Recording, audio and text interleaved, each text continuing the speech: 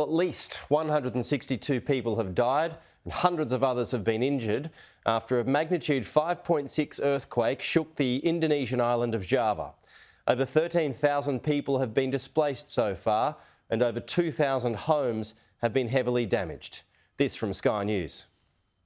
Indonesia is used to earthquakes, tsunamis and volcanic eruptions, but it doesn't take away from the devastation often felt when you have so many casualties. In the last few hours that figure has tripled. Earlier we were reporting around 50 deaths. Now that figure is at 162 people that have died as a result of the earthquake. Now the footage that we're currently looking at used to be a supermarket, but you can see now that it's turned into rubble, and according to the National Disaster Mitigation Agency, this is likely the lead cause of most deaths and injuries, and of course hundreds of people have now been injured as a result of the earthquake. And we've also seen chunks of concrete lying around on the ground, as well as tiles falling around people, and people desperately running out of buildings trying to escape the collapse of those buildings. We're actually looking at the moment at live footage of a hospital, or outside of a hospital.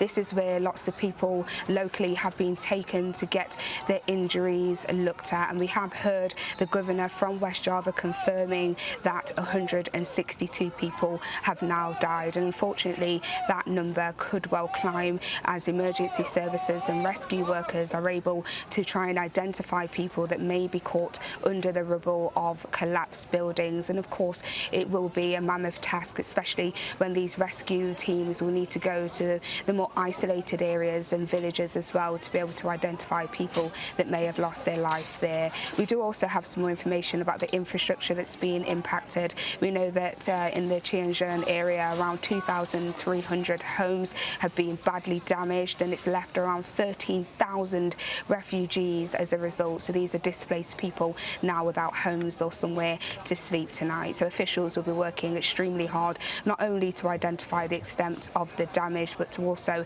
identify and clarify the number of casualties too.